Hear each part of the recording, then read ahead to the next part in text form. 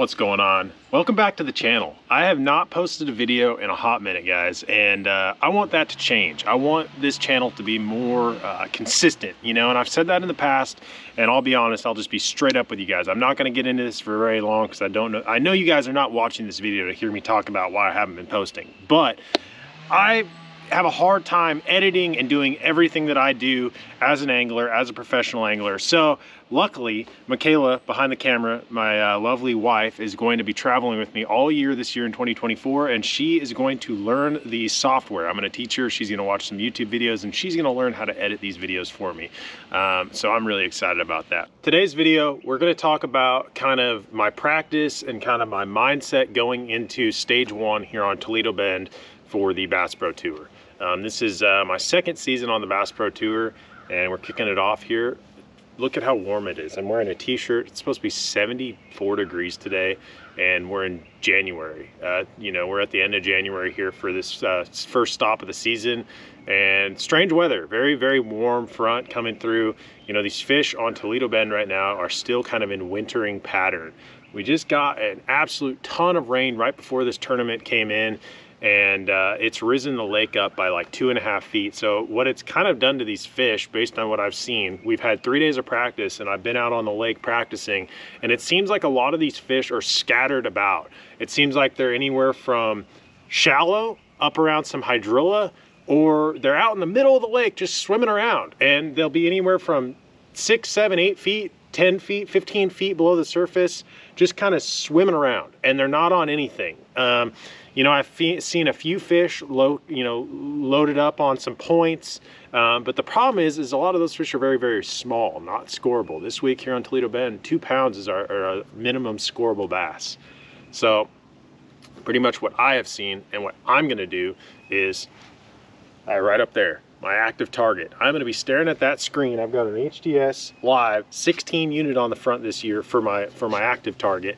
I'm going to be using that Power Pole Move trolling motor and pointing that thing around using my CS Pro Solutions C-stick. It's that little yellow stick up there on the trolling motor. I've got it kind of set off to the side right now, but that little C-stick on top of that move, I'm going to be looking at that whole setup this whole tournament. I'm going to be out there in open water and up around some, you know, changes in the bottom where it kind of goes from deep to shallower.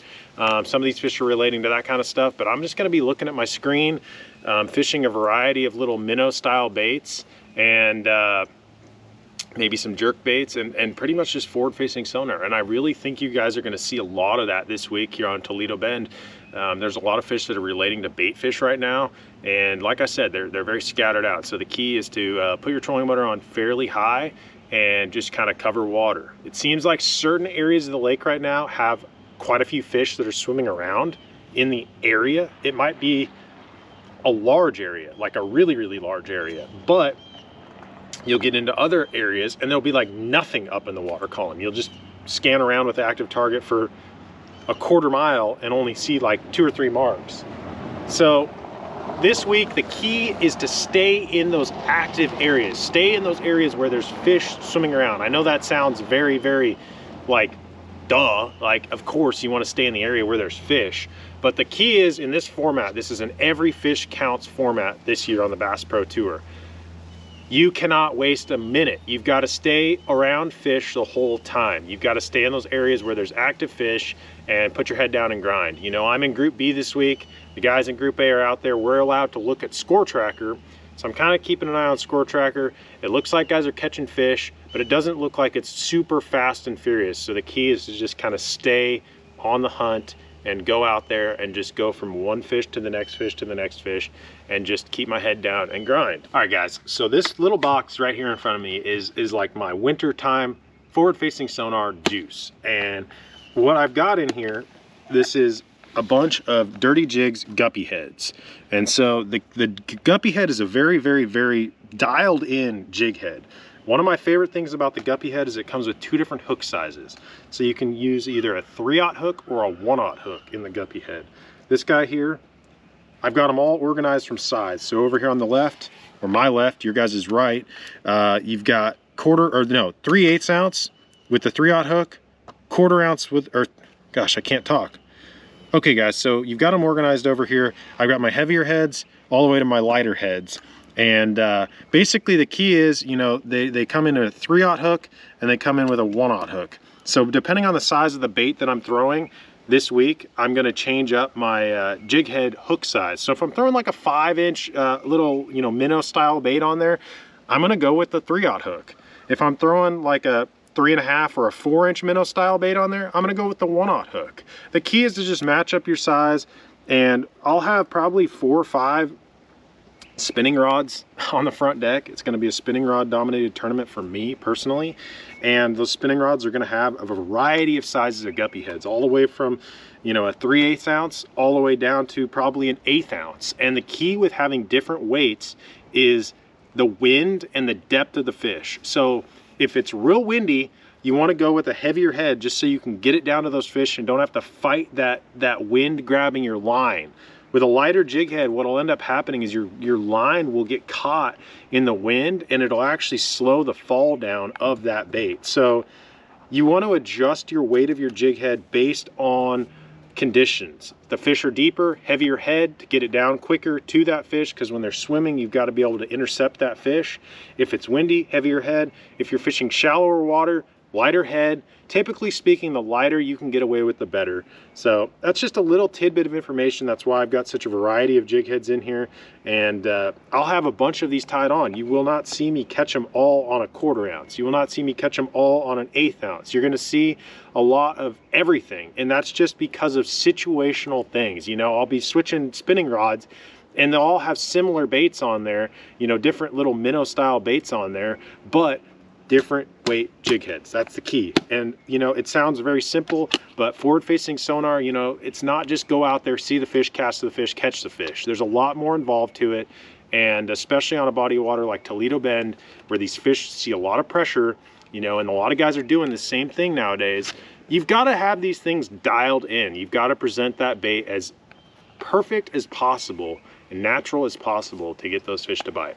One of the keys is to keep that bait above the fish's head. So if you have a really heavy jig head and it just goes right past the fish and he sees it go down, he doesn't think it's natural, he's not going to go for it. But if you cast it out there and you work that bait over top of that fish and it's above him and he sees it naturally just kind of floating through the water, he's going to come up, he's going to get behind it.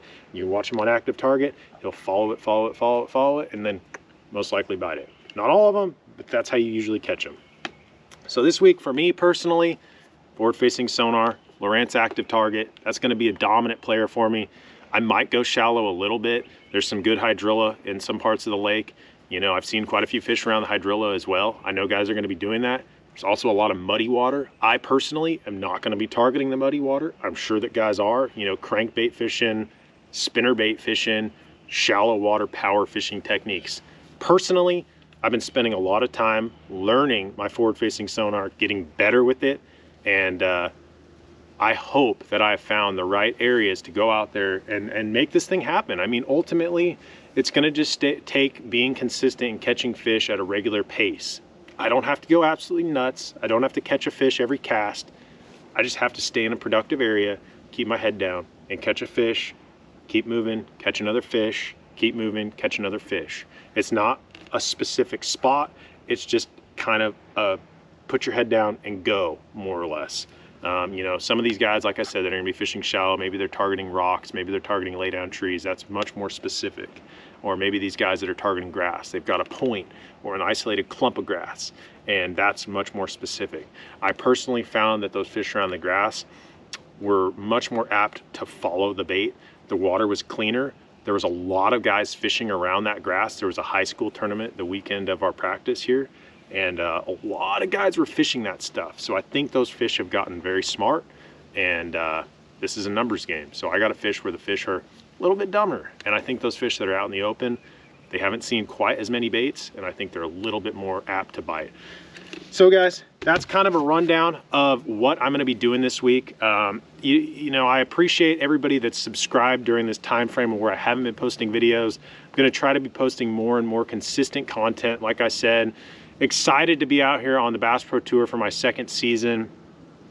And let me know, guys, what do you want to see? You know, I personally, I enjoy going out and going fishing and filming content for you, but I personally would much rather sit down like this and explain to you my thought process on things, how I'm approaching things, and try to break it down in a more verbal manner rather than sitting there on the boat casting out there and watching me set the hook and reel a fish in. I mean, that's cool, but you guys can go watch that on hundreds of other channels out there.